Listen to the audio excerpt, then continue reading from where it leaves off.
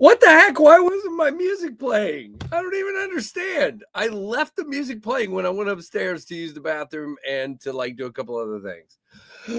Anyway, whatever. Welcome back to the Knives Fast channel. It's time for KFLive number 235. 235. What the heck? Is that right? Yep, it's number 235. That is crazy.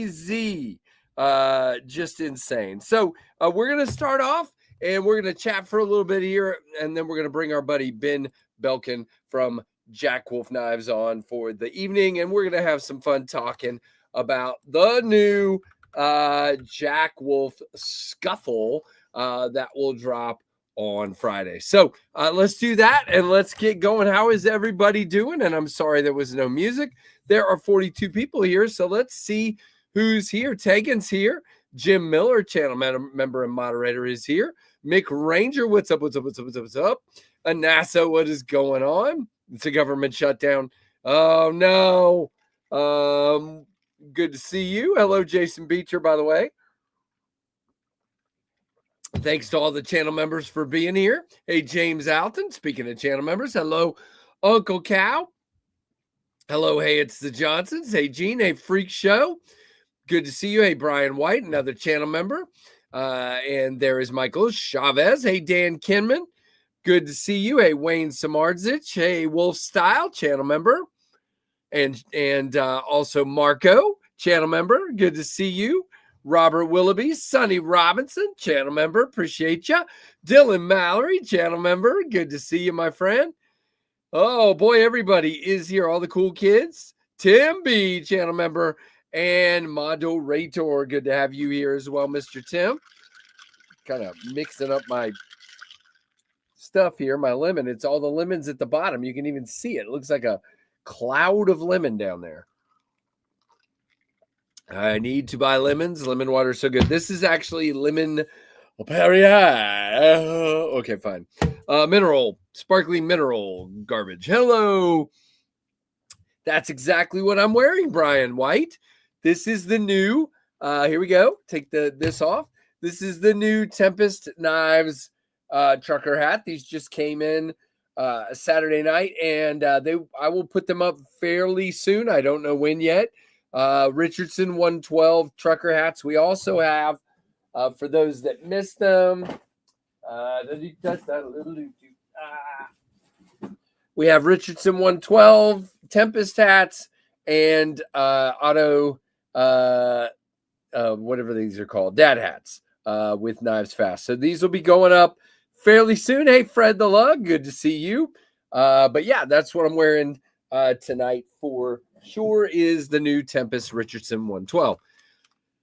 Yeah, and they fit great. I just hate the mesh because I'm friggin' bald. So I'll wear it mostly in the house and stuff like that, but and at Blade Show and things like that. But out and about, I got to cover up the head. Hey, J1W. Hey, Kelly's Mishmash, another channel member. Good to see you. All right, what's everybody? They're going to be $25 plus shipping. My shipping is now $7 on the website. I had to up it $1 because that's how it is. And these are kind of big 6x6x6 square boxes. So it will be 25 plus the 7, so 32. It is what it is. And if you live in Virginia, you will be charged tax. It's just how it works. Yeah, kind of, Kelly. I just told him, I said, your customer service is pathetic. Your hats are great. Your timelines are bull crap, and I won't be ordering from you again. So, yeah, but again, I don't want to get a sunburn, Freak Show. I don't need more cancer on my head. Yep, that's it, David Helka. Good to see you. Thanks for being a channel member. Hey, none for now. All right, who's carrying what today? Start letting us know what you are carrying. Crazy how shipping prices increased, but the quality of the service went down. Yeah, 100%.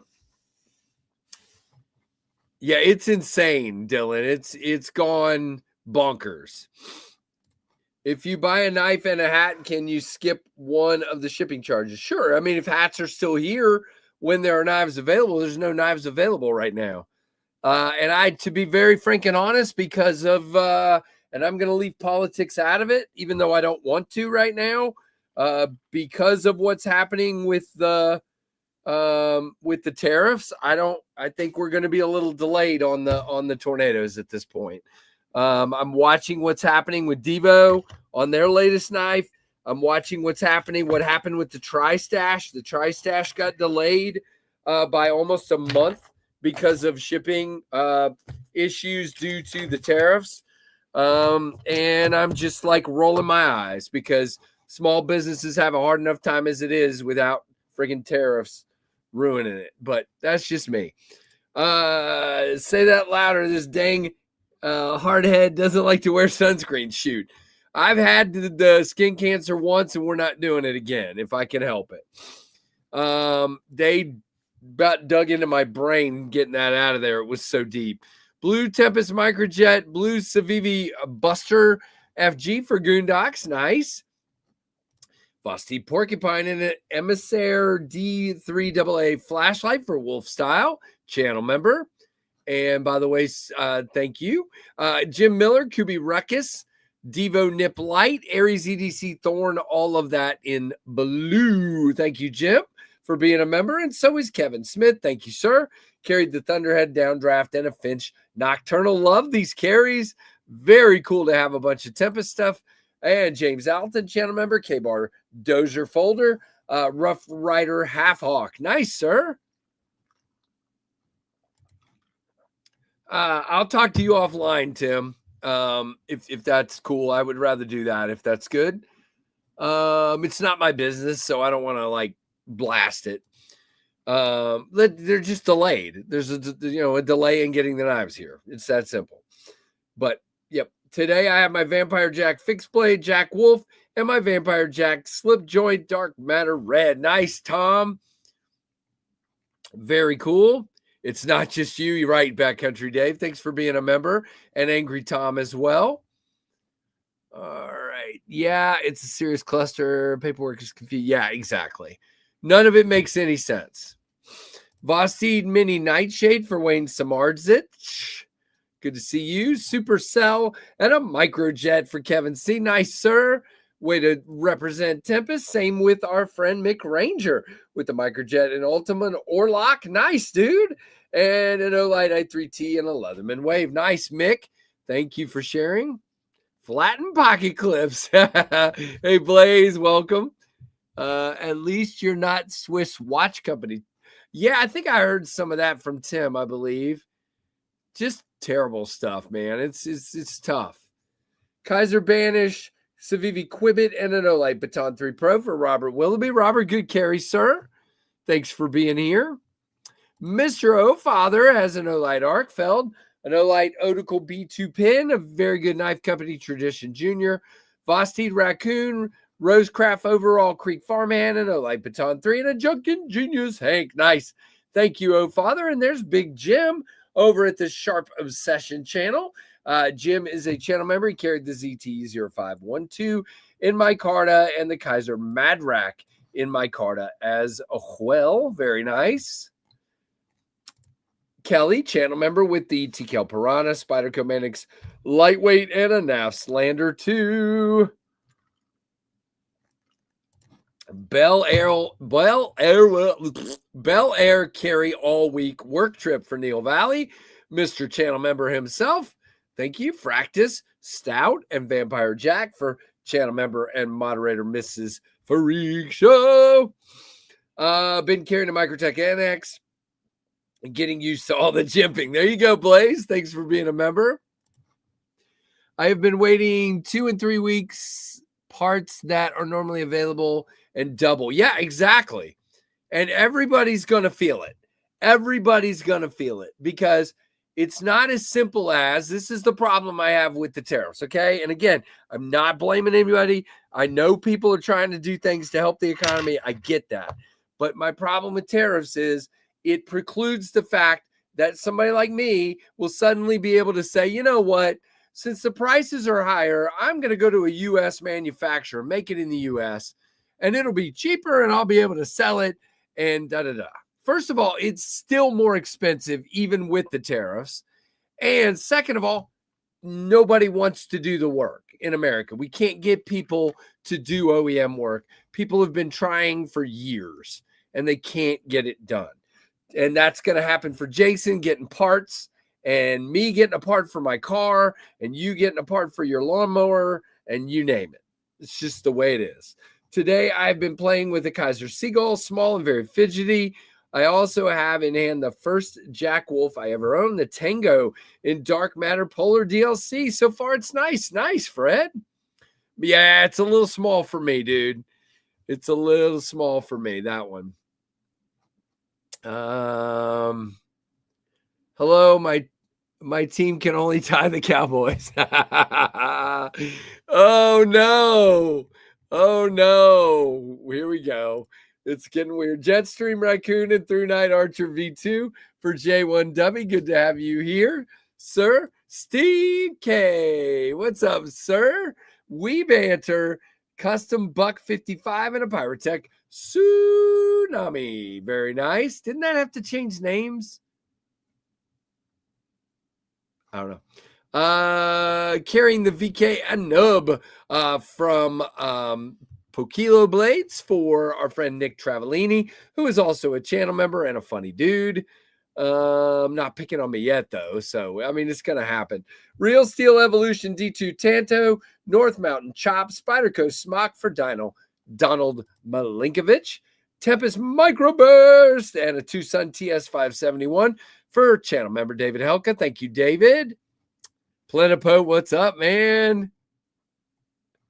Oh, no, that didn't sound very supportive, oh, Father. It definitely did not sound supportive. It sounded the opposite of that. Hey, all listening and lurking can't really chat. Okay. I don't think that's very nice, Aries. Okay, good. I thought something was messed up back here, but it's not. Let's see. I was wondering when KC popped it up on the stream. Got to admit, though, it was kind of funny. What was? I'm missing something. It was called the Kraken. Now it's the Tsunami. Okay, that's right. I can't remember. There's too many names.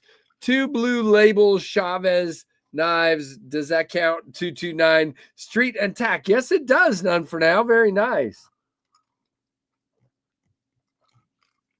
Hey, Jesse, what's going on? All right, so let's see what I had today. First of all, we had the Kubi Supercell designed by myself. That is, I don't even know if any of these are still available. Tim will probably tell us. Probably at Chicago Knife Works. If I were to go look right now, it would be Chicago Knife Works or Atlantic Knife would be the places I would probably look.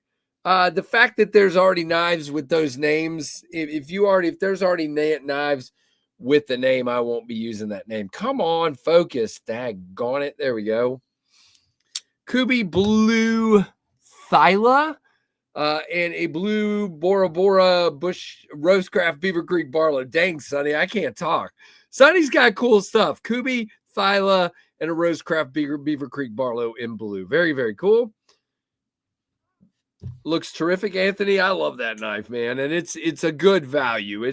They've been good price. I was so happy to have some to sell for a while, but they sold pretty quick. Then we have this guy. This is not a good value. I mean, it is, but for those of you that think good value means under $100, this is not it. This is the Holt Haptic that I bought last week. And I've been calling that antique bronze on the accents, but the guy that owned it told me he always called it root beer. And I like that. So we have like sky blue and root beer, and then a stonewash sheep's foot blade. So love it. It hurts so much more when the hurtful Packers comments come from a great friend. If they would just put Malik Willis in, you'd be winning. I didn't watch the game, so maybe he was in. I don't know. Neil McKenzie in that. Well, wait a minute. David Elka says, I just ordered the KB Zephyr last night. Got the silver one. Nice, David. this guy right here, and these are available at kbknives.com. 20% off with code KNIVESFAST. If you're using somebody else's code, shame on you. I'm kidding. You can use whatever you want, but that is it. Then we have Neil McKenzie. Hey, Neil. Neil's a longtime channel member. CGRB Echo, Gerber US1, SOG on the key ring, and a Falamov mini light. Golly, I can never get that right. And Tim found you a supercell for $124 plus 30% off. So under $100, I think. Yes, I will. Yes, I will, Mr. Anasso. And hello, sir. Blacked Out, Tempest Microburst, TKL Nighthawk, and a Kaiser Smock. Wait, a K-Smock pry bar at work. At home, my TKL Warren EDC neck knife. Nice, Brian. Oh, Nick Travellini says hello to Oh Father, and we'll jump right in.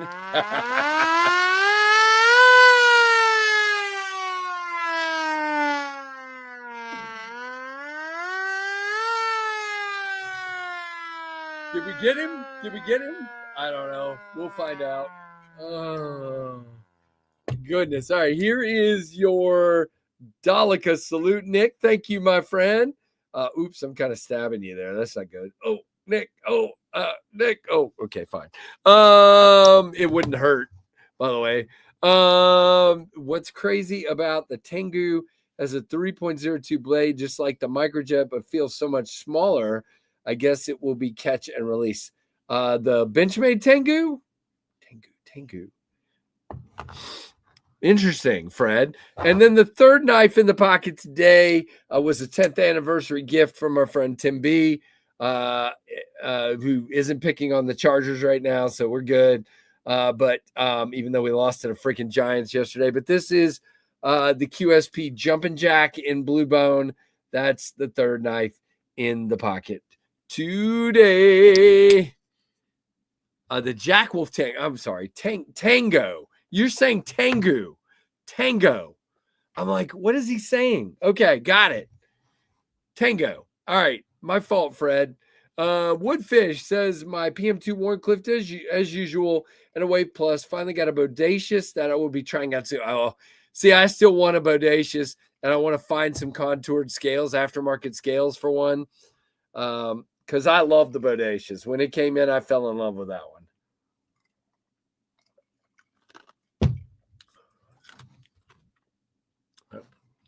But I hear what you're saying about the size, Fred. That makes sense. All right, guys, we are sitting. What are we at? I can't even remember.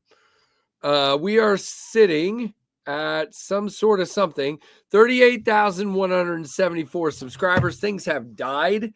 We are not growing very quickly right now. We were growing at a rate of about 100 subs a day. The last few days, it's been like 30 or 40 a day, which is it's still fine. I mean, it's fine.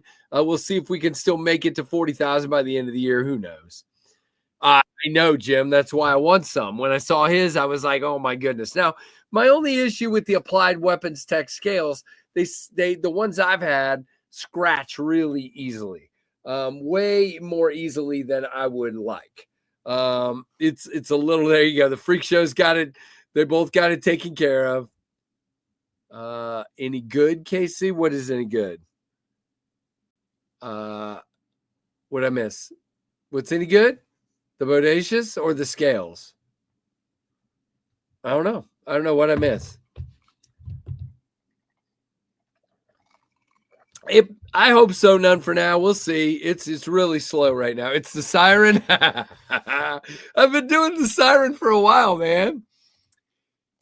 Oh, Nizer Life, Tactile Bear, Tactile Dreadeye, Benchmade Adair, Fins Up. I'm a sucker for punishment. Have a great night, sir. Very cool. Well, here's the thing. Hey, Matt Maurer, I'm a Padres fan. I've been a Padres fan since I was about 3 years old. We are in the playoffs yet again. We are playing very well right now. But we have to go through some ridiculous teams, including the Dodgers, and we're just going to lose again. So I've already gone ahead and accepted the fact that we're not going to make the World Series. It's okay. And then if it happens, someday, like 20 years from now or something, suddenly we actually are in the World Series and maybe even win it, then, I'm okay because I've already said, hey, it's not going to happen. So we'll see. All right. Can you hear me, sir? Okay. You need a minute? Okay, cool. Keith the Knife Freak is coming in hot with the 46-month member chat. He says, hello, everyone. Sorry I'm late. Work is killing me. A slow, miserable death. I hope you all have a great week. Thanks for everything. Keith, that doesn't sound encouraging, man. It does not sound, yeah, exactly, Jim.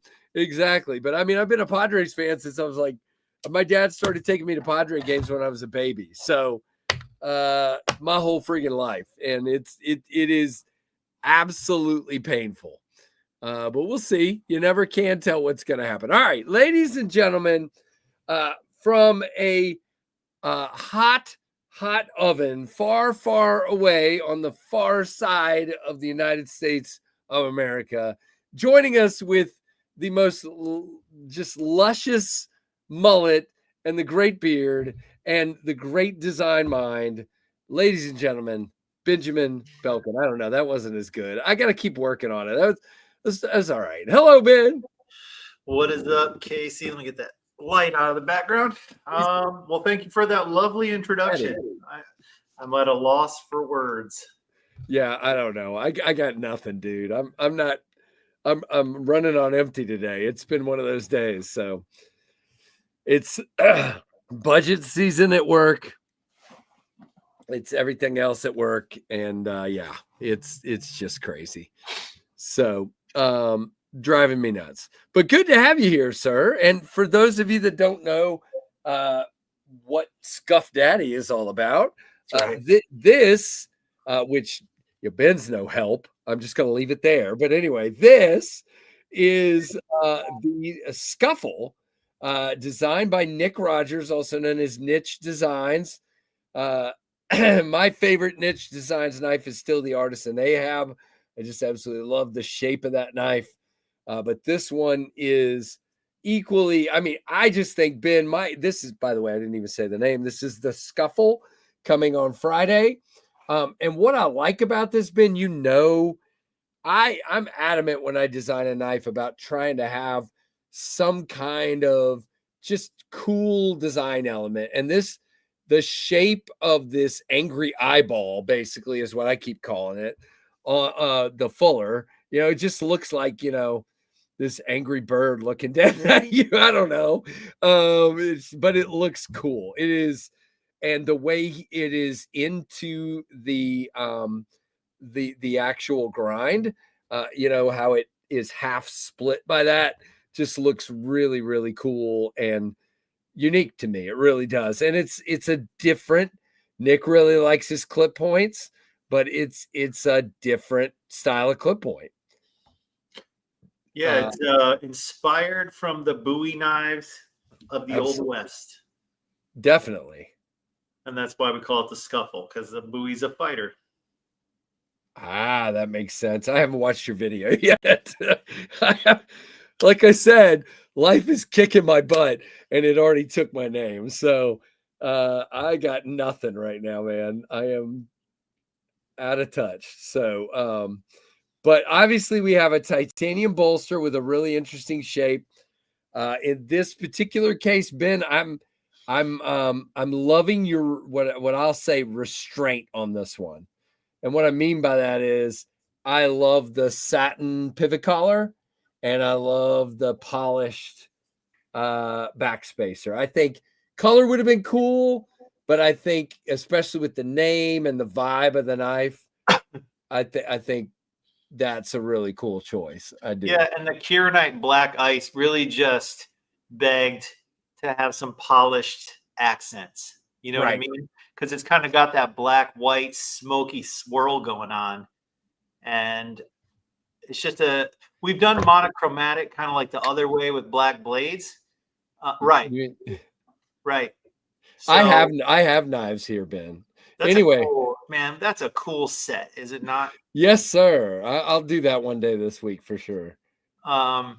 But yeah, the Scuffle, there's a lot going on with the Scuffle. Maybe we can talk about some of the unique features and Yeah, stuff. I'm gonna bring up. I got a couple of things to bring up. We'll see if you bring them up first, though. Because to me, there's some unique Jack Wolf stuff going on here. There's a couple of things that I'm not used to with you, and I don't know. We'll see. We'll see if you pick up on that. So, go ahead. Let's see where you go here. So I guess we need to start by saying this is part of our JW collab series. Yep. And the JW collab series is me collaborating with my friends in the industry so that I can have designs that are outside of my typical design language. You know what I mean? Because my designs are very much like traditional knife inspired, and not everybody likes that. So, in order to try to reach customers who are interested in the brand, but prefer a more modern design language, that was the reason, kind of the excuse for me to work with my friends. Like that's how the whole puzzle fit together. So this is the third knife in the collab series. The first one was the Tango. Definitely did not look like a typical Jack Wolf knife. Right. But it's the fit and finish we bring. It's the materials we bring. Like it's a wolf in sheep's clothing, right? Right. And then we had the Collusion with Jacob Ginsburg. And that one doesn't look like a slip joint knife. And now we have the Tango. I'm sorry, the Scuffle. I knew what you meant. So Nick, I've known Nick for a long time. He's a slip joint guy too. He's a slip joint collector, and he's actually given me some good CAD lessons over time, like 3D modeling. And I'll tell you guys right now, Nick is the most talented 3D modeler I've ever met. Like this dude is super skilled. And when I approached him about doing a knife, like I basically just said, just submit to me what you're interested in. Like I'm not trying to tell you what, I don't want to give you any constraints. And when he came to me with that design, it was different from some of the other stuff I'd seen him do. Like he has more angular, chunky, modern things usually. And I was like, okay, like talk to me about this. And he's like, well, this is inspired by a Bowie knife. And you do traditional knife stuff. Bowie knives are traditional, but it's not a traditional knife like a traditional pocket knife. I was like, okay, I feel it. And so it looked very different in the first iteration, man. We've been working on this knife for, I think, 3 years at this point. So anyway, we took it as an opportunity to implement features that we've never done before with Jack Wolf. So you got your first pivot collar there, pivot collars. You got your first captured pivot. So we have a captured pivot. Come on, focus. Yep. First rear flipper tab. Right? Yep. We've got internal hardware. So gotcha. Look, there's only one scale screw on the outside. Like, right. Are you asking yourself how the hell is that scale hanging on? So there's threaded inserts glued into the underside of the scales. You're not gonna be able to see it, but I'll give it a shot. Here it is. There's right the there. Yeah. So we had to develop essentially a system for inlaying threaded inserts in the bottom of the scales. And then there's lightning pockets inside the frame. Yep. We use thicker blade stock. It's the first time we've used thicker blade stock. It's the first time. You're getting to my comments. So let's go ahead. It's the first time we have a stop pin that's pressed into the blade. Gotcha. So the stop pin track is in the frame. Versus I did see that. The blade. Gee, what else? I said rear flipper tab. And, we've never done a fuller like that before. We've done fullers. All right. So what do you guys think? 0.15 blade stock. Okay. 150,000. Yep. So not only does it make but that doesn't mean that bastard doesn't slice because it's hollow thin. It does. And then coincidentally, you had to do it because the blade itself is thicker. The well for the blade is thicker. And then we also made the scales a little thicker. So I had to order thicker material to do this knife outside of my standard size of sheets I buy. and it makes it thicker in the hand. So it actually kind of feels 100%. like a fixed blade in your hand.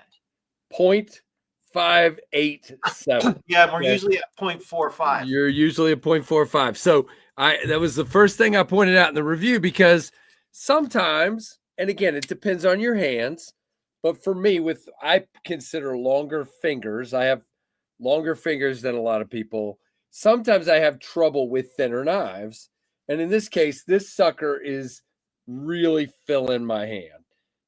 And it's not necessarily contoured, meaning the scales are actually flat here. It's flat across the top, but there's a major bevel around all that. Majorly chamfered on the edges here, which gives you an incredible feeling. So you don't get a round handle that doesn't give you a place to index. You definitely have a good index here, but you get a roundish feel in your hand without that index problem. So I mean, there's no wonder, and I'm not going to give my whole video away here. There's no wonder I really like this knife in my hand as a guy that's big on ergonomics. It's phenomenal. The more I would carry this knife around, the more I was falling in love with it. Like, it's really freaking cool. And it's different than what you carry, though. I know you. Totally, this is not a bin. Even when you carry a modern, it's not this. No, I'm Chris Reeve. I'm carrying a Chris Reeve, or I'm carrying one of mine. So, but that's what's cool about this collab project. Like, what good would the collab project be if I said, hey, you talented designer, design a Jack Wolf knife for me. Like, go get a traditional pattern and like do what I would normally do. Like, that sucks. Right. Like, I could do that. That's not cool. So to have these guys produce these knives that, they're taking into consideration what the Jack Wolf brand is, but it's their designs. Like, that's what I really wanted. And so, yeah, you have middle finger flick, either hand. You have the rear flipper. You can push it or light switch it. I never do the thumb flip out like you just did, so I don't ever consider that. But some guys are doing it, although it's not easy. You have to, you can't do it without a little bit of a flick. Right. But I would agree with you. To me, if you're going to light switch it, you still need to get up on the jimping. It's not made to go in front of the flipper tab like this. It works, but if you want that satisfying flip, you need to get up to the top and do that. And I'm a push button guy. Push button, it just works. I mean, but I'm just saying, if you're light switching it, you need to get up to that top and do that. So you're really push buttoning it, even though you think you're light switching it. I mean, you really are. But it works. By the way, Robert Feely, I wanted to go back and thank you for your membership, my friend. There is your Daleka salute. I didn't want to interrupt Ben, but there you go. Although I'm usually really good at interrupting people, but I just was being nice for once. So let's do a couple of size comparisons here. Now, you already saw the Diamondback. Now, Ben, is this the longest Jack Wolf? Probably. No. Well, here's the Benny, so let's just see. That would be the only one to compare it to, or the Big Bro, or I'm sorry, the Primo. Primo's pretty long. Yeah. But dude, we're kind of splitting hairs, right? Yeah, no, we are. We're really close. The noteworthy dimension is the thickness. Like, that's where it kind of stands unique, I think. And you do have some room left, which is my preference. I don't like to be crammed against a guard. It's a full-size knife, right? It's a full-size knife. I would not consider this a light carry, even though it weighs light, like especially that Kieranite one and the Micarta one. They're very light, but it's not a slender, kind of slim carry like other Jack Wolf models. But if you like a full-size knife, this knife is badass, bad to the bone. Okay, I see Jim Miller bringing up a pretty big clip point here, so I happen to have it sitting here. So there you go, Jim. That's the Appalachian Ridge Runner. Pretty similar. C. Reisner. So yeah, I mean, again, this is going to be lighter than this. This is a heavy knife. Yeah. But just size wise, that kind of gives you a somewhat of a comparison. But it also This is sort of more your traditional clip point on this style of knife. And like Ben is saying, this is more inspired by a longer sweeping clip of a buoy. And you can definitely see that very much in that comparison. All right, guys, don't forget, is Jack Wolf's biggest slip joint the Benny? Yes. Yeah, it's definitely, we have several that are essentially 4 inches closed, but the Benny is the widest, and it's right there at that same length. So if you just want to use the word big to describe long and wide, it's definitely that one. We have other slip joints that are equally as long, like the Big Bro, but it's way more, not way more, but it's slender. It's more slender. And then Ben will know why I had this knife out, but I had the Bionic Jack out for some design assistance for what I'm working on. So I just thought I'd show that comparison as well, since I had it laying here. Ben's been helping me try to get over a little bit of a hurdle. I think we're there. I think so. Yeah, it's I just got to figure out the stupid clip now, but I love clips and sometimes I hate clips because this is a very clean design that I'm working on, and it's like, oh man, I really don't want to even put a clip on this thing. So it is what it is, but it'll have a clip. Necessary evil. Yes, it is. I need and of course, it's the one thing not everybody will love, you know. Yeah, Nick, no, I agree. The clip he designed on that thing's just got this beautiful contouring 3D milled clip. It's just nice, man. There's not a harsh edge on that knife anywhere. No, not at all. And I love that back spacer. Look how cool it is that he took the jimping pattern from the blade. Yep. And like brought it down into the back spacer. I thought that was cool. That's pretty cool, for sure. And again, one of the things that I think is really okay, you guys know my probably biggest nitpick about a knife is lock bar access. And so when I first looked at this knife, I was scared. Okay, I got to tell you, Ben, I'm just being honest because I like a pass through. That's the way I design knives. That's the way, and I was worried. But guys, not an issue at all. So what he did here is because we have a 0.58 thick knife, there is absolutely no issue unlocking this knife.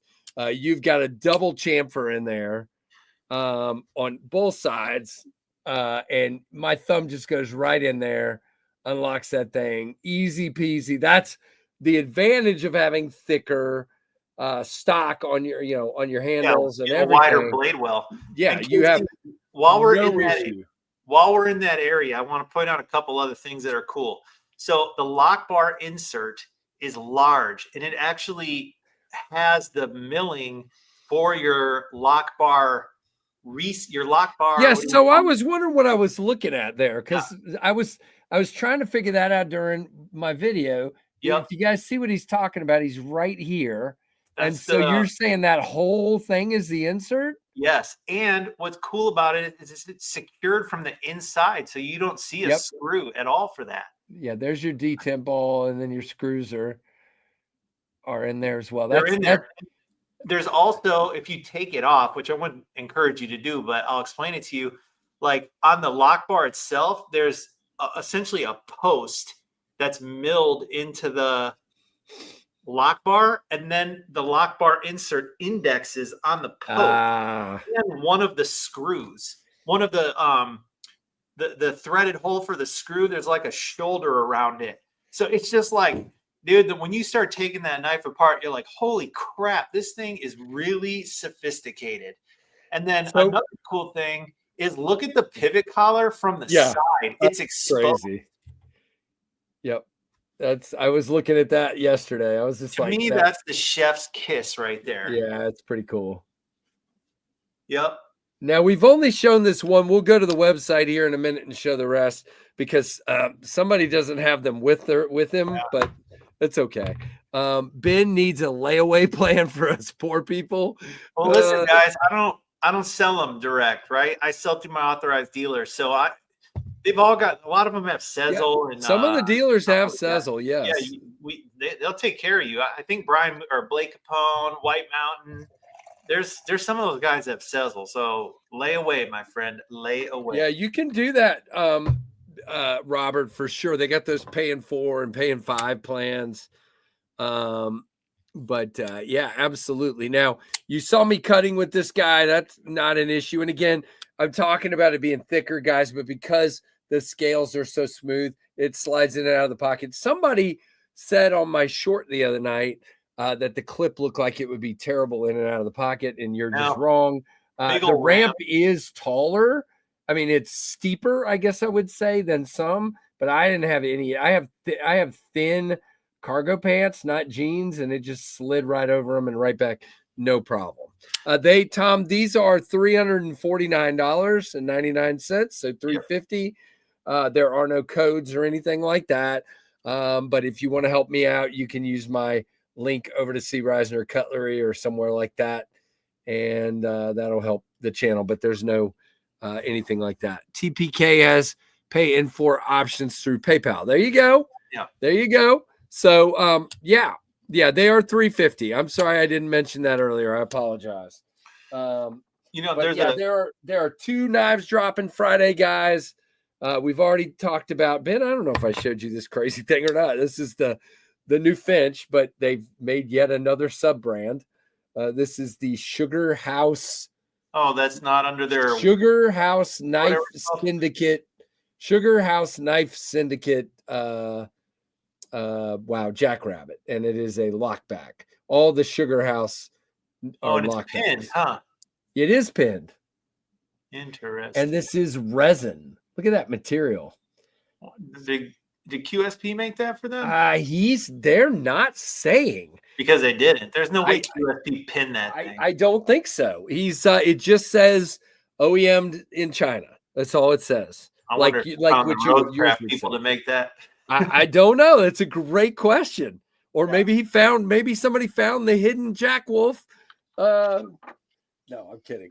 But I just was like, yeah. So that's coming Friday. And of course, this guy's coming Friday. So what I was saying has been classy all the way around. I mean, we've got some good, classy looking stuff available. I just love the different materials that are available. And as a matter of fact, let's go do that. Whoops, wrong button. All right. I need to be like Bob DeMarco and hire a producer that does all this crap that I screw up every time. How do you not know someone? You're in the business. I do. I just haven't. Yeah, I'm a cheapskate, dude.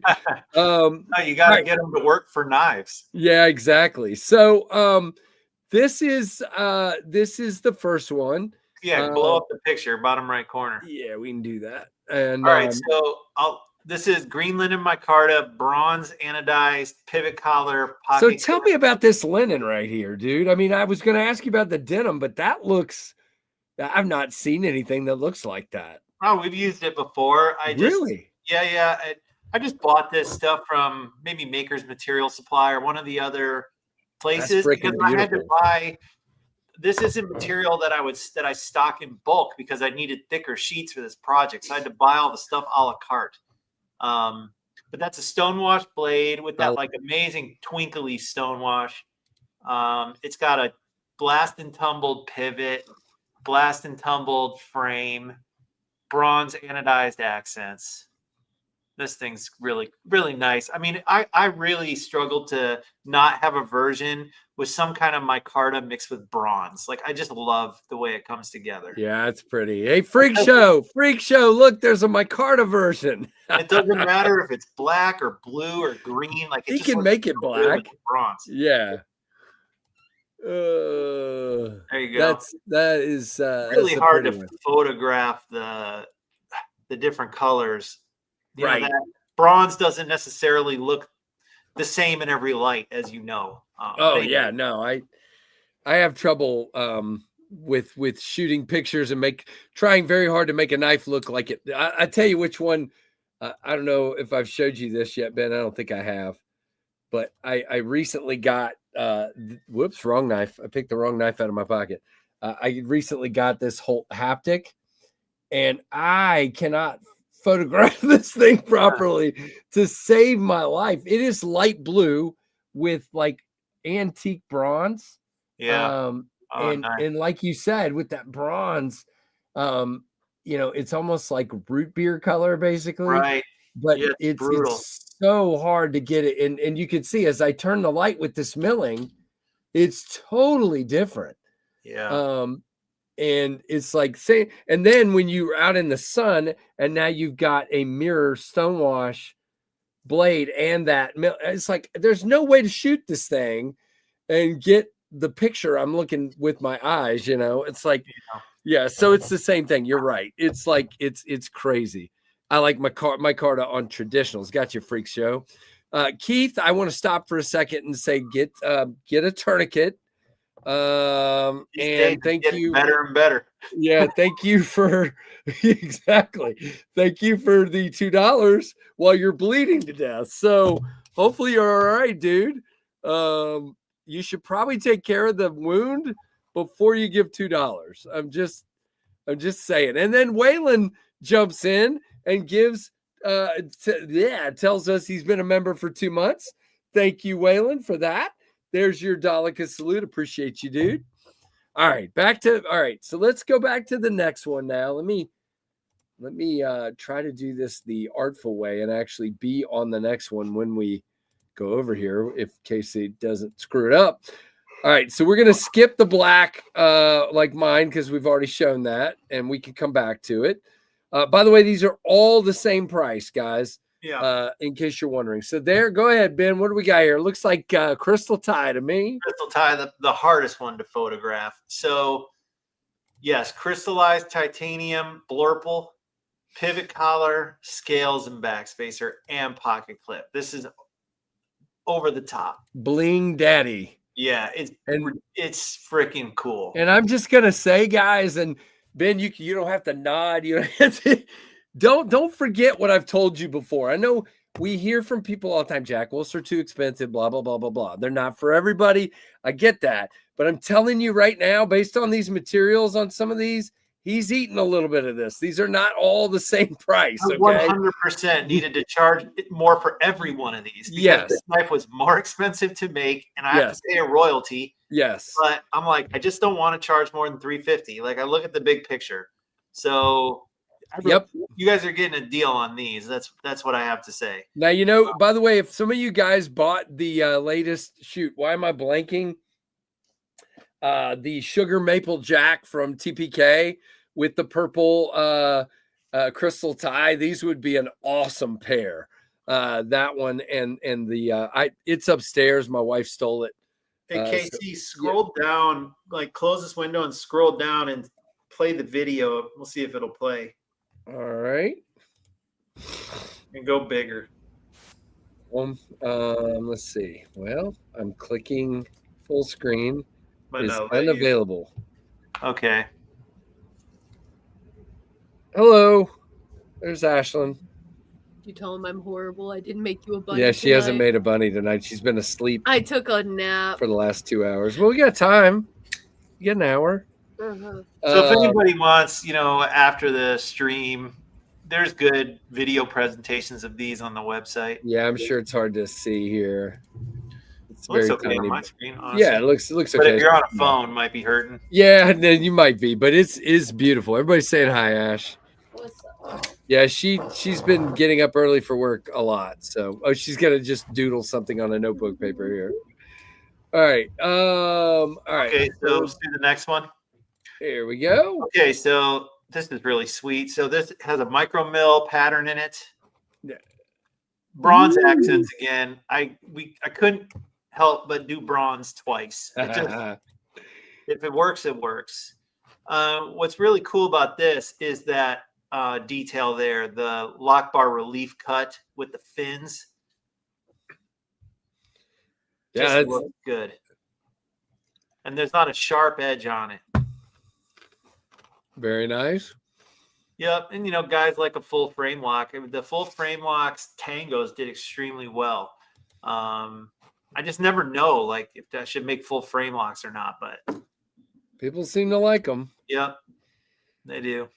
Well, Ben, I gotta say, with all of these, man, you should really tell us who your OEM is so we can give them credit because these are really well done. You guys can go fill up their pipeline on me. Okay. I'm gonna keep asking. All right, and then there's the exclusive Dark mode. dark mode from Blade Bench here. Blade Binge dark mode. Yep. So Thinking DLC mirror, dude. Mirror. Well, it's not. It's belt satin underneath, but Okay. so that's the light doing its thing. Now, is this the new dark mode camo carbon, or is this the Brittany? No, it's Brittany blue. It's gonna be similar to the dark mode, but that's Brittany blue. Right. I think we ordered that before the same. Yeah, with the stuff I've been working on with him, it takes a while. That's man, that look is so cool. Yeah, now does it don't do this one justice? It's really hard to take pictures of. You get the DLC looking right, but then it kind of like washes out the carbon fiber, and then you turn it, and the carbon fiber just pops, and then the DLC washes out, and it's like, man, very difficult to photograph these things, but they look great. Yeah. Really by the way, there's a closer look at your artwork, guys. By the way, I got to go back for a minute, Ben. Why is Nick a possum? That's exactly what he is. He has a tattoo of a possum. No way. Yeah, he does not. He does, and he's like a I forget. It's been so long since we came up with this, and I was like, dude, we need to figure out who's your mascot. Like, what's your character? He's like, well, I got this possum tattooed on me. Maybe we could use that. And I was like, all right, cool. Why not? Okay. So, went with the Western theme. That's funny, dude. You just have you're the first person to ask. That's funny. I saw it. I made fun of it. I didn't make fun of it. I picked at it during my video. I'm like, why is he a possum? I gotta ask Ben. Yeah, glad you asked. Okay, yeah. Story behind everything. That is hilarious, man. That dark mode is amazing. I agree. That is beautiful. I don't think there's you know what? If there's ever been a lineup where I'm having a real hard time ranking them, I have no idea with this lineup. I don't know. Well, probably Crystal Tie will go number one just because. Probably. Crystal Tie. I think the dark mode will go pretty quick. But the black, don't sleep on that, man. I don't know between the black and the micarta and the frame lock. I don't know. Ashland's killing me over here. Oh gosh. Yeah, just absolutely crazy. Hey, Brian, I'm glad you really like the collusion. He has the whole set. That's badass. Very cool. That is cool. Yeah, I made 20 pieces that I took to the Rec anniversary event in Crystal Tie. And no one knew those existed. Crystal Tie with black belt set or a belt set DLC. And I sold 12 of them at the show and then sold the last 8 to River's Edge so they could put them on the website and they were gone. I think I did see them put those up. Yep. Yeah, you got lots of opinions here. Ironically, dark mode and micarta bronze both look awesome. Yeah, those are very different from each other. But Crystal Tie and Kieranite are both fantastic. Very cool. It's a really cool knife. It's like I wasn't sure how people would perceive it from its blade and handle profile because it's kind of plain in a way. It's like it's not super attention grabbing. It's very like subdued at first glance. Oh, absolutely. But I like that about it. And then when you get time with it, it's like, man, this thing just kind of, as you get to know it, it's got a lot going on. Well, you know how I love a kind of angry looking fuller. That's just my kind of, it's just, of course, I usually have a hole associated with it, but that it just looks angry. It's just, I love it. And it has a nice, sharp, clean edge to the top of the fuller. So, it's easy to middle finger flick unless you're like doing two things at once. Just works really well. Are you having fun over here? Ashland's going crazy over here. She's making you guys a bunny. Anasto asked a question earlier. I thought it was interesting. He said, when does a well-engineered knife become over-engineered? I don't know. I formed an opinion about that. I would say, hey, what's up, Rob? Got to meet Rob. Oh, no, Columbus. That was sweet. I would say that if you're doing things for the sake of doing them, it's driving up the price and ultimately could cause you to have functional issues because of it, then maybe that's where well-engineered becomes over-engineered. I don't know that you're going to really experience that too much in a pocket knife versus something like an automobile or a more complex machine. You don't want to add features that make the price unreasonable that people won't perceive the value. But I don't know that we over-engineered this. I think it is well-engineered. Of course, that's my biased opinion. So anyway, interesting question, and I appreciate the thought-provoking nature of it. And then Rob T, very cool that you were able to get that. That's awesome. Yeah, I got to meet Rob. Rob's super active in our Facebook group. Real nice guy. I got to meet a lot of people in Ohio. I really like the folks at River's Edge. They're good people. It's nice to have something in the Midwest, man. I wish there was another big show in the Midwest, and I really need to come out east for something, Casey. Well, come on, man. I'm having a knife meetup in November. But I don't know how many people are coming yet, so let me find that out. But if you want to talk about a carry, you were talking about. There you go. Who made that fixed blade? That is my microburst design made by Aries EDC. I didn't know you did that. Yeah, I just did the one so far. Cool. Hint, nudge, nudge. But yeah, there's just one so far, but he did that for me. We were just talking one day and he's like, hey, do you mind if I'm like, yeah, go for it. So he just kind of took his microburst and drew it out, and that's what happened. So it came out really awesome. Jim asked about the gateway. Jim, I have been working very hard. There's not only is there going to be more gateway Barlows, but there's going to be a gateway product line. So hang on tight, because we're going for a ride. Jim, and thank you very much for your 28 months of being a member. 28 months. Cheers. Ashlyn's playing with the Scuffle over here. She says, "Ooh." Glad you like it, Ash.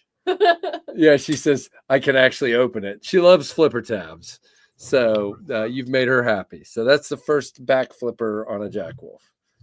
So, yep. Always surprised there's no Midwest Blade Show. Yeah, I think they would get good turnout. I mean, if you put it somewhere, God forbid, like Chicago or somewhere like that. I'm telling you, Columbus, Ohio is like Columbus, Ohio would be good. Yeah, it really is. You've got Southern Michigan, you've got Illinois, you have St. Louis, you have like Western Pennsylvania. There's a lot of knife people in that part of the country. Right. You know, you're not too far. You're like Kentucky. There's just a lot right there. So, yep. I think it would do really well. Can't wait until the next gateway drops, says Kelly. Yeah, a lot of people have been asking me about that. Indiana would be good. You know, the first one was like, here's the analogy I came up with. That was like my pilot episode. I had to make sure we had an audience before we greenlit a whole series, you know? Understood. And the feedback was more we could have ever asked for. And so now we're rushing into production, and hopefully we have something like Seinfeld that'll last a really long time that everybody loves. That would be nice. Yeah. Hopefully it's we get the Soup Nazi edition then. But anyway. No knife for you. Ashlyn took, I can't talk about the Scuffle anymore. She walked away with it. Oh, it's Scuffle on out, huh? She scuffled away with it. Exactly. And then she gave back to me. But yeah, I mean, I'm trying, Ben. I'm going to do a Virginia area knife meetup here in November just to kind of see. We've had a lot more people that I didn't even know were in or around this area that are saying they're coming. So, shoot, I mean, I wouldn't mind, doing some kind of show here at some point if I found out there was enough interest in people coming around this way. But probably have it, if I did something like that, I'd have it closer to Richmond or somewhere like that where it's easier to fly in for some people.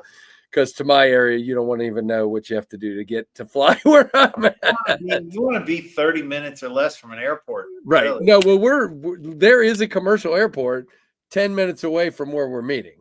But you have to go through through Charlotte to get here. So that you can only get here U.S. Air or American, I guess it is now. You can only get here American Airlines, and you have to go through Charlotte. So, but yeah, no, we have an airport with right there, 5 or 6 flights a day. So, yeah, Blade Shooter, it is. I've been posting about it on Instagram and my Facebook page. It's basically, and we'll talk about Ben's Facebook page and mine in a minute. But yeah, mine's just Knives Fast and Tempest Knives on Facebook. And if you go there, you'll see the info and an event. But it's November the 9th from 2 to 4:30 in Forest, Virginia. The address is on the invite and all that stuff. There you go. And if you can get to Greensboro, North Carolina, you can ride up with the freak shows. There you go. A traveling freak show. Yeah, the traveling freak show. That's good. But we're just freestyling it. Everybody can buy, sell, trade, or just show off their collections or whatever they want to do. And then, like I said, if it happens to go well, I do have a couple of makers that are interested in coming. So if we start there with a couple, maybe the next year we have a couple more, and we'll see. Yeah, the freak bus. Okay, this is getting weird. But anyway, so yeah, we'll see how it goes. But okay, so and don't forget, guys, go over to Jack Wolf Knives Worldwide on Facebook, and by the way, on both cases, just answer the questions, okay? Don't ask to be in the group, but then not answer the questions. You're not going to get admitted. The questions. I got mods, and they are strict. Yeah, mine too. Mine will not let you in without answering the questions. Period. I don't even track the requests anymore. I just handed them the keys because I'm nice. I'll just let everyone in because I feel bad, and then scammers get in. So these guys, they'll vet you and they will absolutely expect you to answer the questions. It's not hard. Absolutely. There's 3 of them. Come on. Yeah, I got the 2 Tims, and they will not let you in if you do not not answer. Days, man. Just a little bit late. You're good. You're good. Rory, we've just been talking about the Scuffle that comes up Friday at 2 p.m. Eastern time. Blade Shooter, it's also posted on both the Knives Fast Instagram and if you're not on Facebook, you may not be on Instagram. Knives Fast and Tempest Knives Instagram. Hello, Monty. But basically it's November 9th. 2-second appearance from Monty. Where is he? I don't see Monty. You're crazy. Oh, there he is. What's up, dude? He said, bye-bye. Bye-bye. All right. I'll see here in a minute if I can go. Let's just see. If I go, hold on. Ben, I'm going to take just a quick second to show this real quick. Oh, shoot. I'm not logged into Facebook, so forget it. Oh, yeah, I am. Yeah, I am.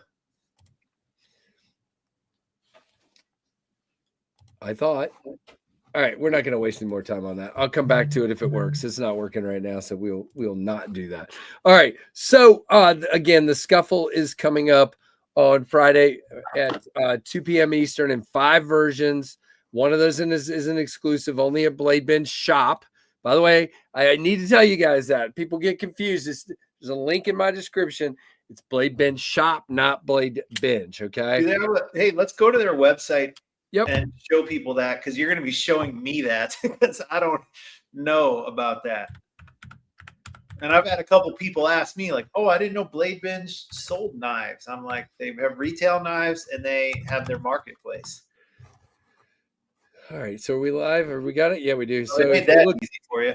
If you look right here, it's just bladebingeshop.com. Oh, if you go to bladebinge.com, do they make it easy to get to Blade Binge shop? I don't know. I don't usually do it that way. I keep them separate. But let's see.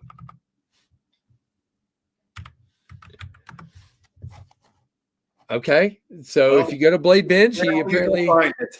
Yeah. So either way. So there you go. So I didn't know he was doing that. So very, very cool.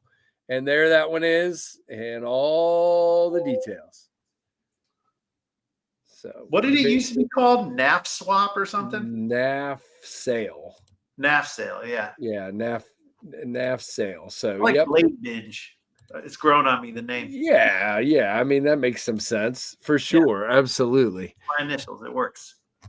Yeah, there you go. BB. Very good. It's great. You guys have any questions before we wrap up with Mr. Ben? Retail knives don't last long. Yeah, you're right. So Ben, let me ask you a question I get from people all the time. And I have mixed feelings on this. If somebody were to come into my life tomorrow and drop like $1 million in my lap and say, here, build your business however you want. This is yours. You don't have to pay me back. I've always wondered what I would do. If I would just constantly stock some of my popular models, or if I would keep making new ones. But people say to me all the time, your business model stinks because you only have like a few hundred of them, and then I can't get them if I miss it on your drop. And but yours is all based on drops. And so what are your thoughts on that? I struggle with, I think it works what we're doing, obviously, and you don't want to ever get to the point that now I've stocked so many of them that they're not going to sell, and I want to do other models, and I want, you know what I mean? So what are your thoughts on that thing? Because I get that a lot on my side of things. Right. Well, there's more than one way to skin a cat. There's no right or wrong answer to that. And for everybody who tells you to do it one way, if you switched it that way, there'd be people complaining you don't do it a different way or whatever. So let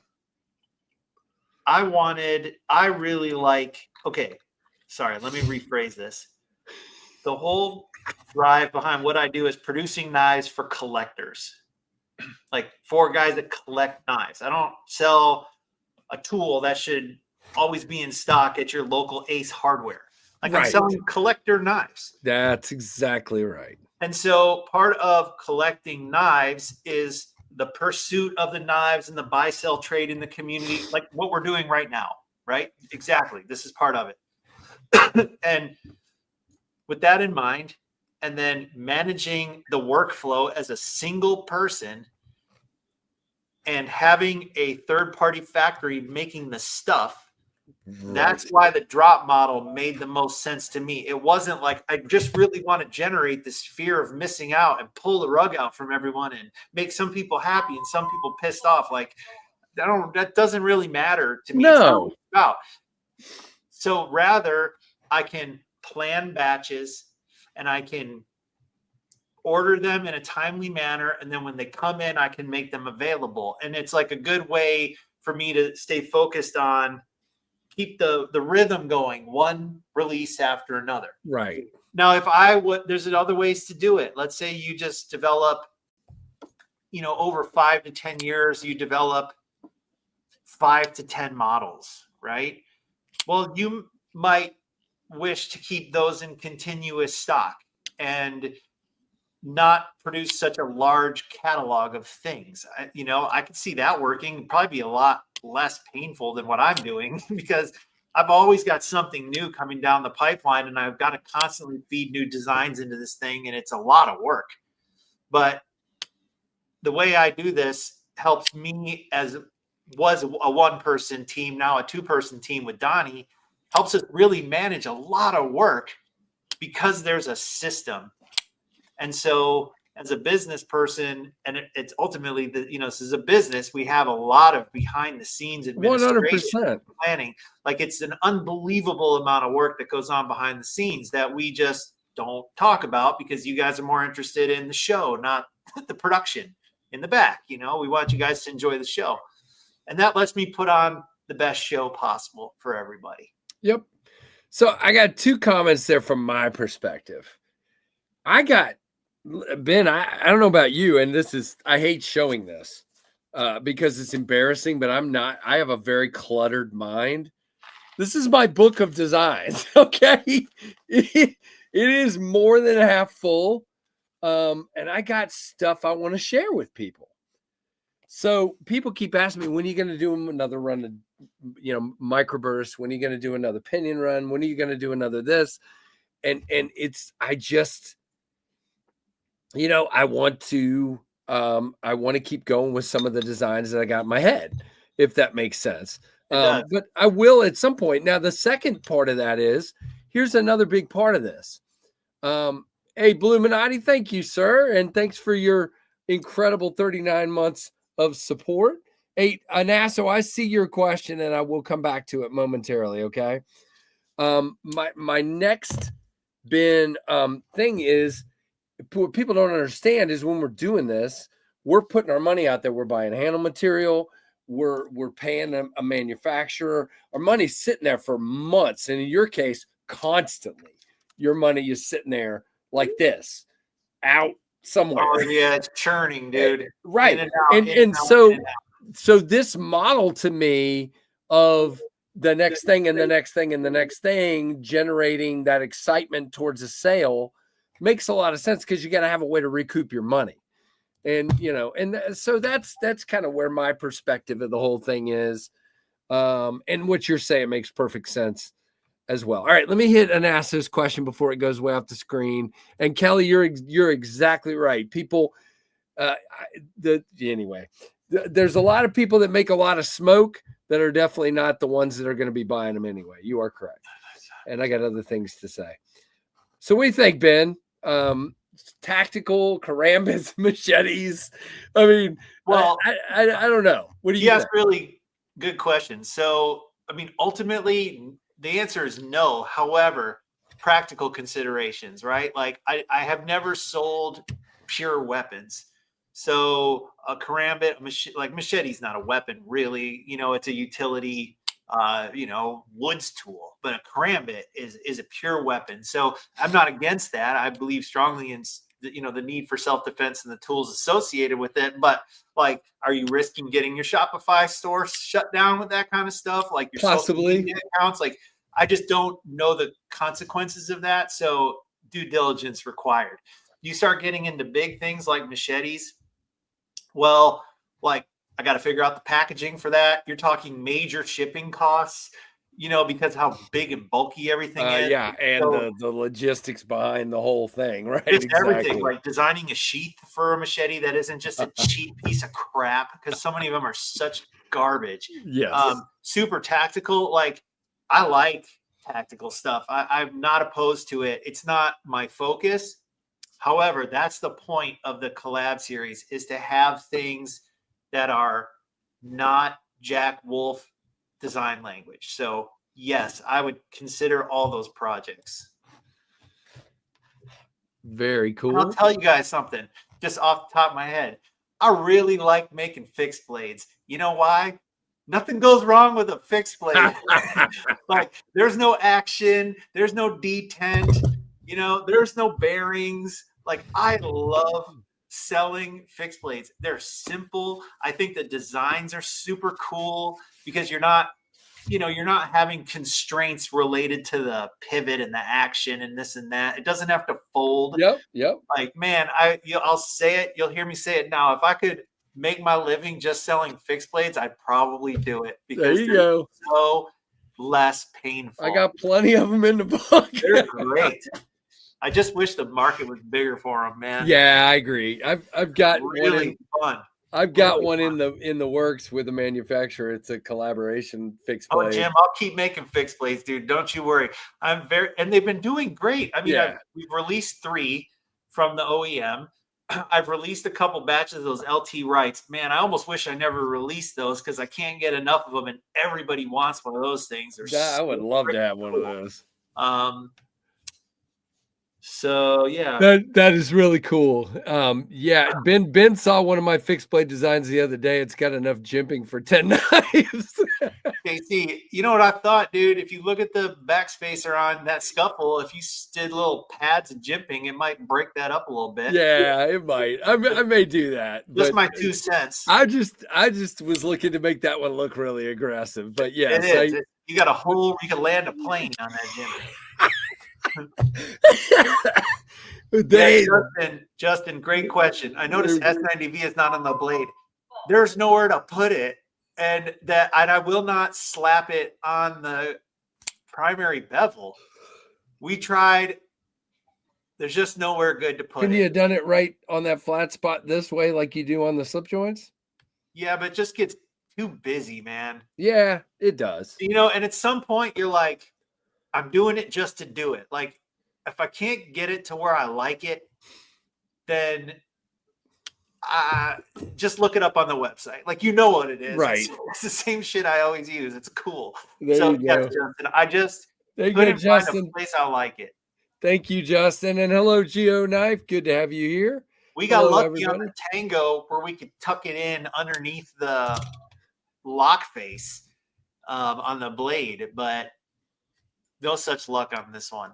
So good question. Yep. Oh gosh, with a Mora, huh, Jason? That's exciting. Man, if I was stripping copper wire, that zero grind would be amazing for that. Yes.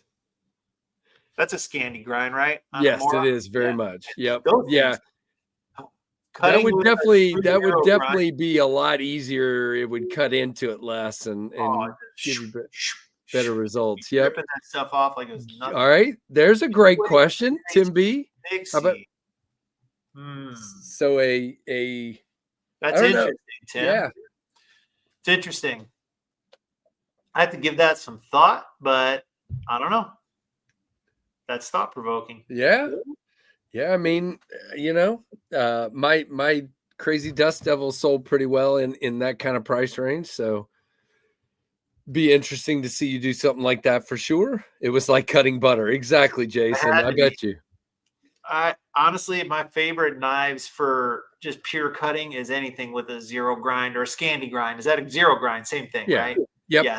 They just, the way they get into the material, just like insane. Yeah, that's why bushcrafters like them so much, because they're just such a simple, easier to sharpen, and they just do the work, and that you don't have, it's not going to overcut. It's going to do the cutting nice and smooth. Right where you want it. Yep.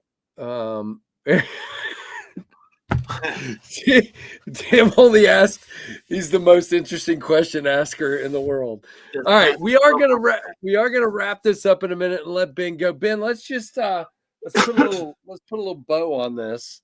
Yep. And first of all, wait, I can't let you go yet because I got one more thing I forgot to ask you. I want to hear about your travels briefly. Oh, sure. Yeah, but I almost forgot that. That would have made me mad if I had thought about that later this evening. But let's go ahead and put a bow on the Scuffle here. So Scuffles are $350. They are S90V. They are titanium, mostly bolster locks. There is a frame lock version. There are 5 versions. One is an exclusive at Blade Ben's shop. The other 4 are available at all the normal dealers. You can find that list at Jack Wolf Knives. I don't know. What else you want to say, Ben? They're 2:00 Eastern on Friday. 2:00 Eastern, collab project designed by Nick Rogers of Niche Designs. If you like his design language, make sure to look him up. Quiet, reserved guy, quietly designing some of the coolest stuff. And yeah, Facebook group, Jack Wolf Knives Worldwide. We do memes every Monday on Instagram, knife memes. So if you don't follow Jack Wolf Knives or Jack Wolf Knives Entertainment or Jack Wolf Entertainment, I can't remember. We got a special account for that too. But check us out. And if you guys ever buy a Jack Wolf knife, you need any kind of support, you hit us up on the support email or call the number at the bottom of the website. I answer all those personally. Right. And so I just thought this would be the easiest way to show this real quick. If you guys don't know much about Nick's designs, you can just go to the internet and put in Niche Designs. The guy's got a lot of designs out there. Okay. So these are just the concept and tenable ones that he has, which in this case is the egress. It's just the egress in different styles. Okay. But I mean, you can go to several different spots like he's done artisan knives. Mm-hmm. He has a design coming out with Devo. Just check him out. That is not him. Let's not go there. Okay. But really, really cool. He does some really cool stuff. I like his style. Yeah. It's different than mine. Than what my brain usually likes, but he's got really interesting stuff, if that makes sense. He's not going to email you the memes. Can't do that. You're just gonna have to get an account. Okay, real quick. Tell me about your recent travels, my friend. I'd love to hear some about your thoughts about especially going over to Europe and that kind of stuff. Yeah, so traveled 2 weekends in a row. Went to the Netherlands, and then I went to Columbus the following weekend. We kind of talked about the Columbus thing already. Yep. That was kind of just a one-day deal. The Netherlands, we have a dealer there called Knives and Tools. They're probably the largest knife dealer in Europe.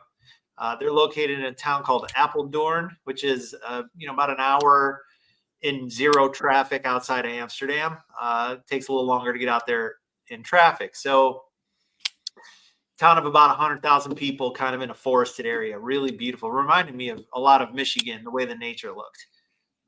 So you fly into Amsterdam, flew out on a Wednesday, got there on a Thursday, hour and a half flight to Salt Lake, 9.5 hour flight to Amsterdam. Okay. So I get in there on a Thursday. The event is on Saturday. The event is called Have a Knives Day, and it's the 5th annual Have a Knives Day event or festival, they call it. So what I will say, first of all, is these guys were the most amazing hosts. You could not ask for anything more from a host, especially as a foreigner visiting. They picked us up in a van at the airport. They drove us to our hotel. They shuttled us all around the days we were there. They picked me up 6:30 in the morning on Sunday to drive me back to the airport. They fed us on Friday, gave us a tour of their facility before the show. They have 110 employees in that place, man. Like, it's not a small outfit. They have foreign language customer service staff, so they can service all the different, languages in Europe. Like I said, they had guys cooking burgers and serving hors d'oeuvres. They had live music. It was amazing. That sounds awesome. So freaking cool. I travel with my friend Dave. So you guys would know him on Instagram as Dave Svart. He takes some of the most amazing pictures. Dave lives in Portugal, but he kind of rolls with that group of Germans like Maxie and Sam the Raven the Pirate, and who come to the Blade Show all the time. You've seen Dave at Tom Medvedic's table sometimes, Notorious EDC. So anyway, Dave flew from Portugal. He lives in Madeira, which is an island, a Portuguese island, actually closer to Africa, down by Morocco. So he flew to meet me in Amsterdam, and then I paid for the hotel and his meals and stuff, and he was my companion, and he covered the table so I could kind of schmooze. So I got to know him better, and I got to meet some of our European collectors who I know from the Facebook group and stuff. It was just so much fun. You're basically saying Michigan is basically Amsterdam. I would say, aside from the trees, no. And it depends on what kind of tree we're talking about, right? I'm sure they got plenty of those trees. But I just had a great time, Casey. I felt very taken care of. Very cool. Kind of nice. They want you selling their inventory, so you don't bring your own stuff to sell, which is nice because then I don't have to ship inventory. I didn't have to ship tablecloths and banners. They had the whole thing set up. I just had to show up, represent the brand, help sell some of their Jack Wolf inventory. I got to spent a lot of time talking to Andrew Demko. When do I ever get to know that guy? He's always so busy at all the shows. But he was there with his brother and one of his sons. I met the guy and his wife from, I want to say, TRC. They do fixed blades. They're out of Lithuania. Oh. So I got to become friends with him and his wife. It was sweet. Very nice. That's awesome. I could not speak more highly of it. And it's just that little extra mile they went for us.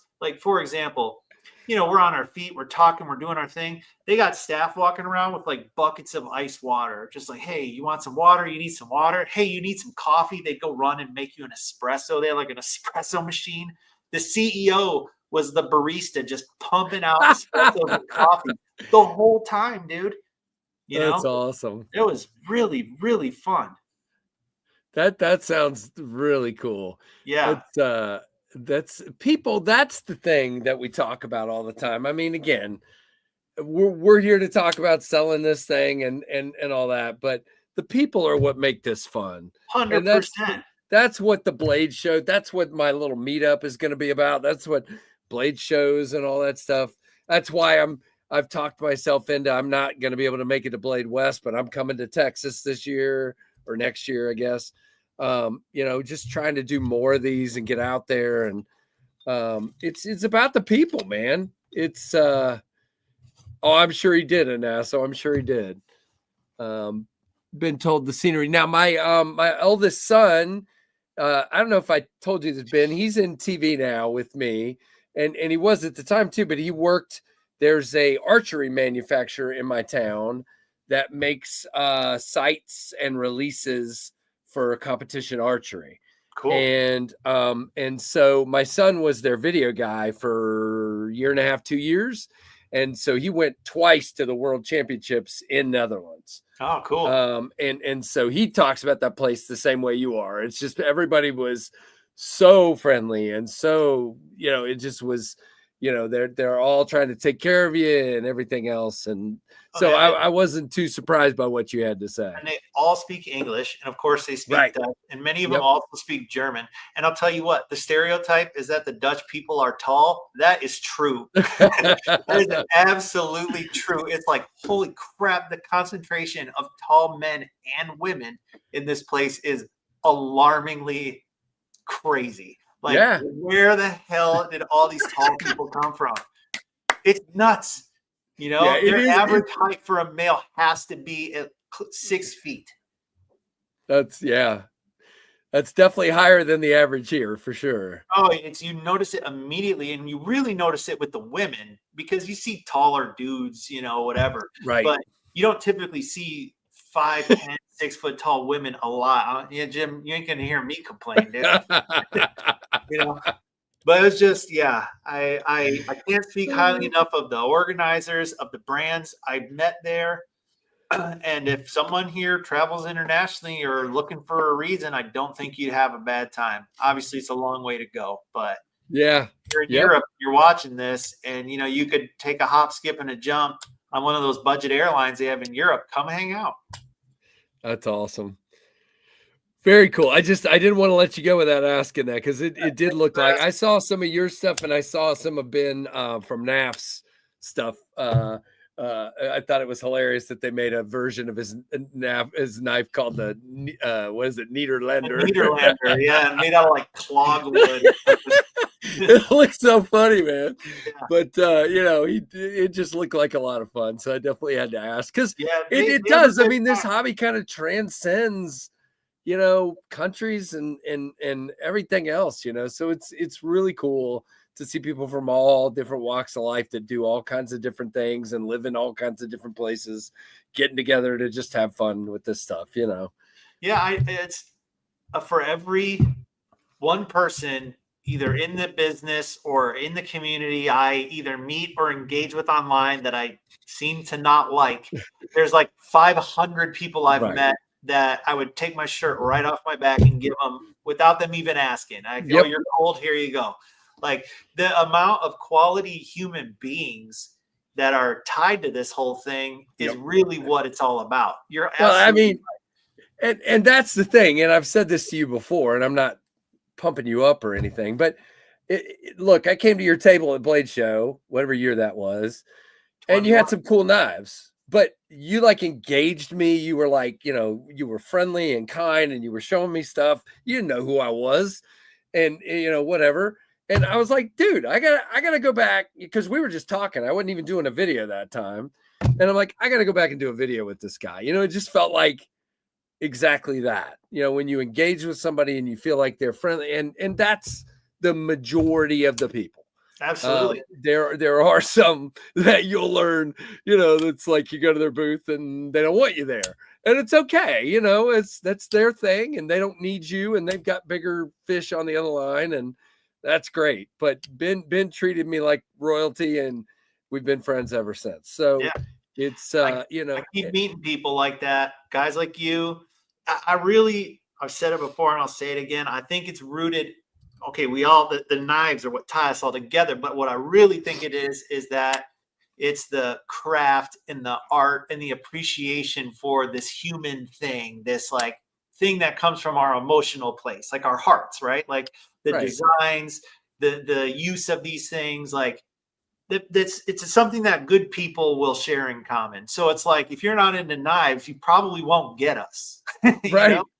But if you are, you're probably like us. Now, if your whole thing about knives is like, oh yeah, I've just got this big knife, can parachute in someplace and kill everyone. It's like, you're not that type of person. You know what I mean? We're not looking for you. No, but I don't think you'll relate. Like, that's not the type of community we No. are, really, you know? And I guess, and everybody does it on different levels. For example, neither my son Trevor or my wife, I wouldn't consider them knife people. Okay.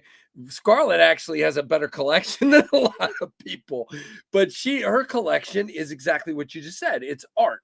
She's got colors and designs and things that she really loves and things she connects with. And so, yeah, when we go to like SMKW, and even if she came to Blade Show, I mean, she'd probably not be into it like all of us for 3 days, but for a portion of time, she would be into looking at certain things and certain colors, and same thing. And Trevor's the same way. He totally appreciates certain things and that kind of stuff. But I definitely would not consider Trevor like us, collecting, but he's also young. Who can appreciate he can that part of it. They're good people.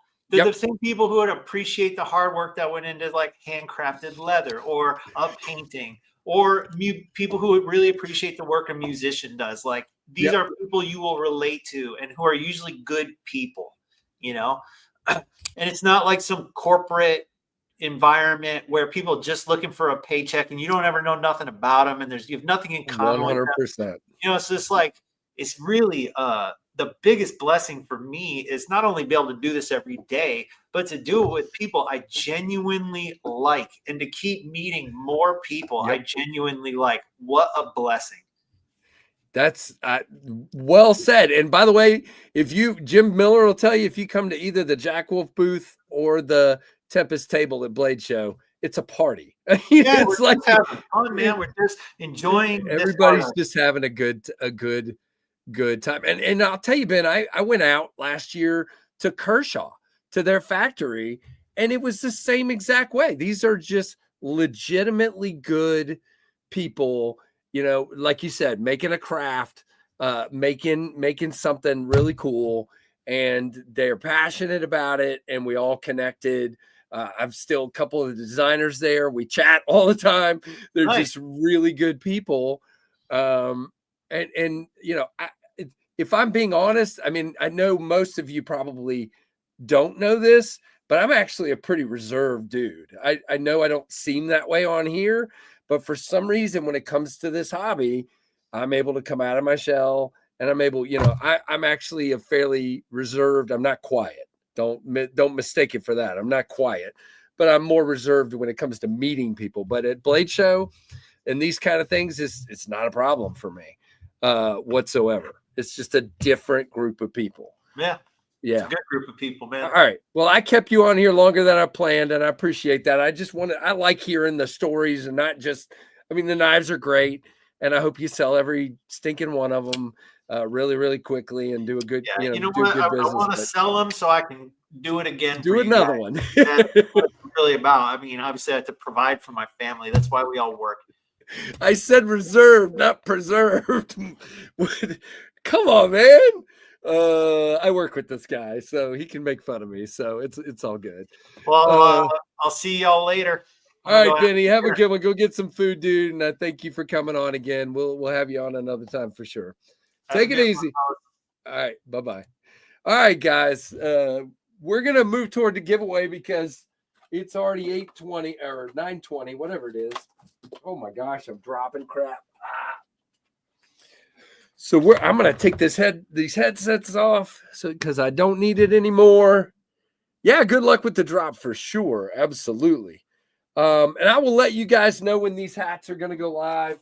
For sure, we'll make sure that actually gets communicated. I don't know. I gotta have my life actually slow down for a second, but we'll go from there. I do want to grab one more thing. There was something else I wanted to add to the giveaway that I forgot about.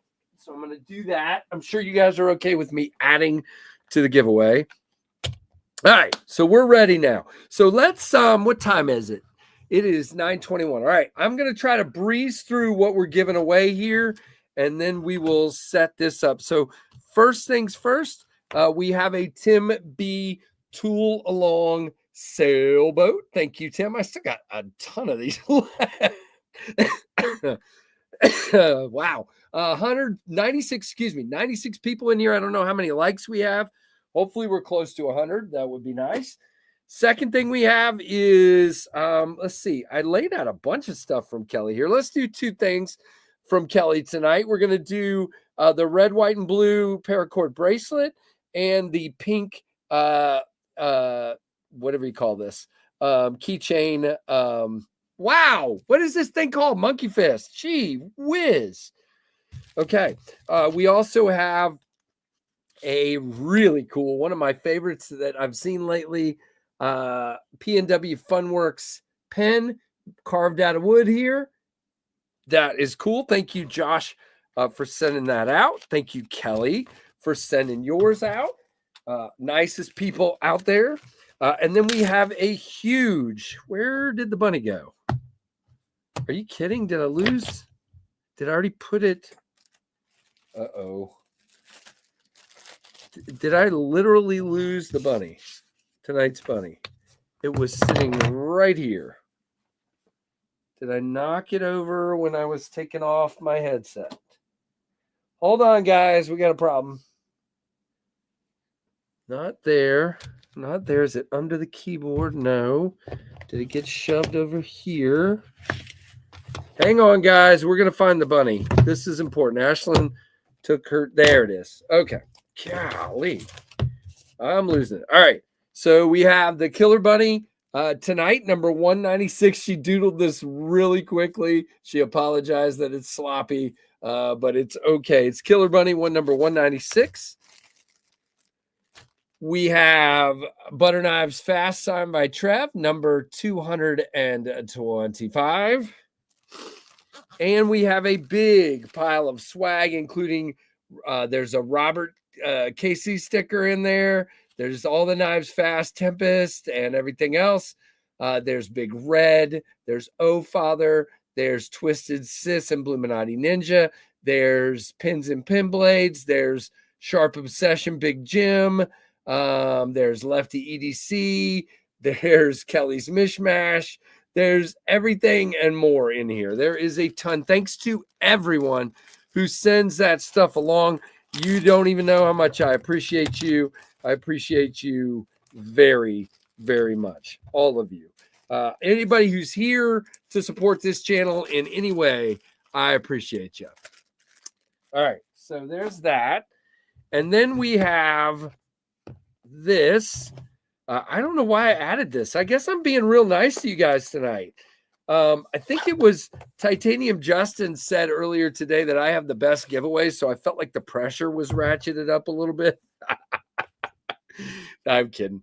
This is the Woobin PL01 pin light. This is a really simple but really nice flashlight, if you ask me. You didn't ask me, but if you did, I would tell you it's a really simple and really nice flashlight. We will get that package back up and ready to roll. I wish they wouldn't make all this crap in such large boxes.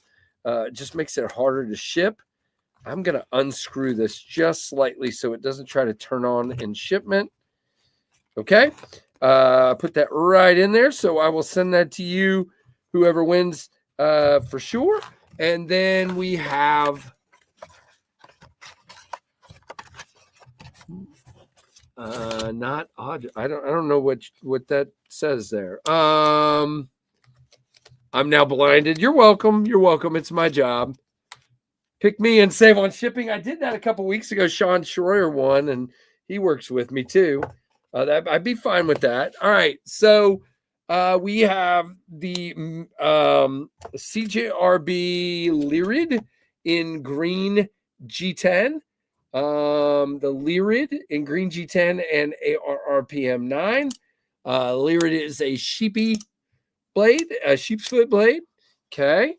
That comes in a nice little zippy pouch here in a box. So we'll put that over here. And then last but not least, yes, you already have a flashlight. Yes, you already have all that other stuff. And yes, we're doing another knife. We have the Miguron, I can't pronounce it to save my life, Foyaka. It says Fraka on the box, but it's Fyoka, Fioka, something. That is what you're going to win. That's one of the knives. Really interesting indeed. Pick me and lose money on shipping, but know that my loyalty is undying. All right, I got it. Okay, so here's what we're going to do. I'm going to put a hashtag up on the screen, and you're going to type the hashtag one time and one time only, just like you see it on the screen. Okay, guys, don't freaking cheat. Don't try to enter multiple times. If you are, and I figure that out, you will be disqualified, okay? You need a U.S. mailing address. I am not shipping knives overseas, so it is U.S. mailing addresses only, so please do not enter if you do not have a U.S. mailing address, okay? Does that make sense? Is everybody good? Yeah, and one entry per person. And again, you'll have 2 minutes to enter, and you have to be here when I draw so you can get instructions on how to claim your prize, okay? Let me type up a doohickey, and we will be ready to go. Let's just do this. Let's keep it simple, stupid. All right, start collecting. And we will present, share screen. All right, you ready, guys? There it is. You got 2 minutes from right now to enter. 2 minutes. Get her done. Start typing. Let's see them. Let's see them. While you guys are doing that, I'm going to start packaging this up. Now, I would appreciate it if you win that you would reply pretty quickly because I'm going to go to bed. So if you win, please don't wait 2 hours to reply and to send me the email. Send me the email so I can get this packaged up and go to bed. Otherwise, you might have to wait a day. Hello, Bassmaster. Hello, Yinzer. Hello, Jay. What's up, dude? Good to see you, Jay. Good to see you, John Paul. We got a lot of lurkers tonight. What's with all the lurkers? Okay. So you got about a little over a minute. A little over a minute. Is this all going to fit in one package? Is it going to fit? Holy bejeepers, Batman. All right, so here's everything all packed up. And we'll get this all sealed over and ready to roll. So all I got to do is find a winner and get it out of here, okay? So we are ready to roll. Hey, Rebel Rouser, what's up, dude? Good to see you. Less than a minute. Give you tracking before you win? No. No, it's not how this works. All right, about 45 seconds, and we will be drawing. So if you have not entered, do it now. And don't forget the Jack Wolf Scuffle on Friday.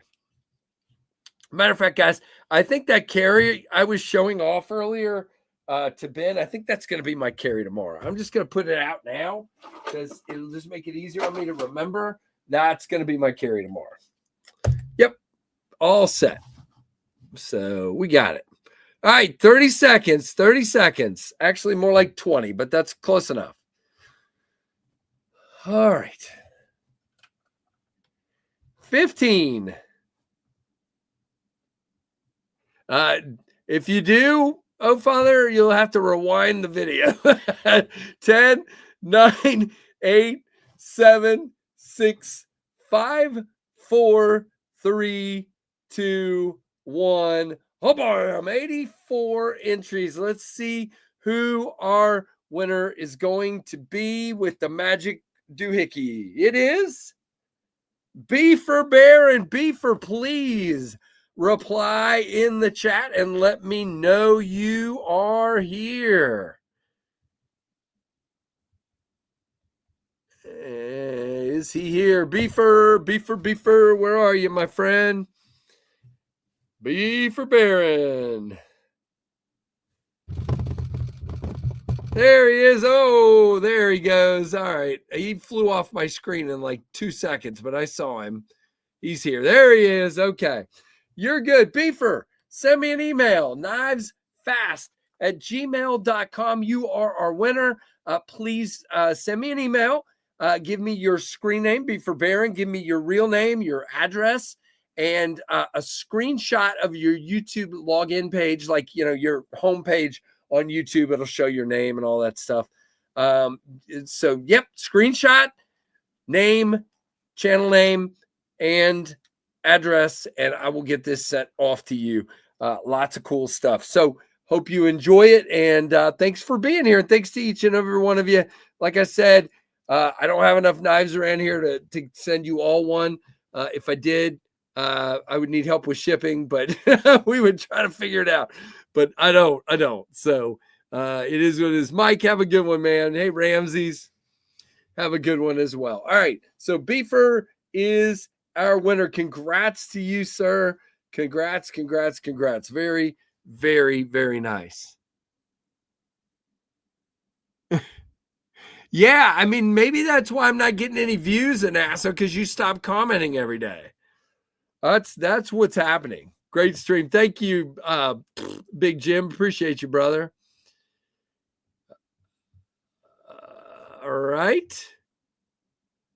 So, yeah, very, very cool. I hope everybody has a good one. Now, don't forget, for those of you that are interested in my design, the KB Knives Zephyr, you can go to kbknives.com and you can pick one of these up for 20% off using code KNIVESFAST.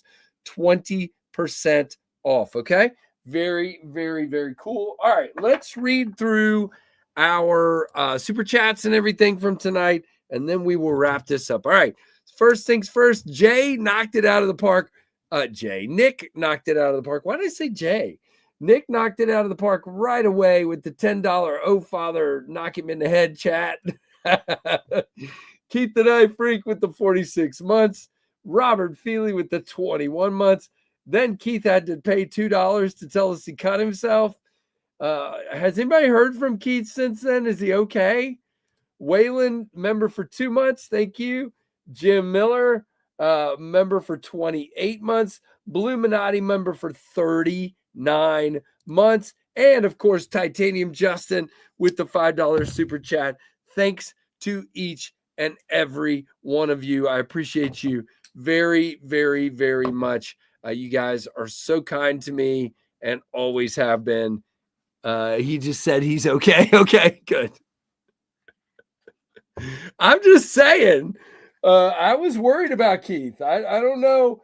When somebody I just picture blood going everywhere, and I'm just all worried about him. So thank you, John Paul. You do a lot, man. You do. They're very nice, Jim.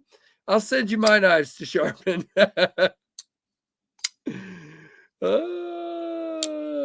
There he is. Keith, you all right, dude? I hope so.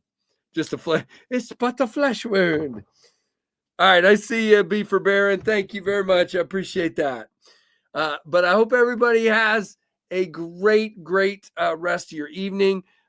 Definitely please like and comment once this posts, and make sure you subscribe and tell your friends about Knives Fast. Do it. I don't know. And thanks to each and every one of you for your incredible support and for watching the Knives Fast channel. See you, everybody. Have a great one. And don't forget the Jack Wolf Knives Scuffle on Friday at 2 p.m. Eastern. See ya. Bye-bye.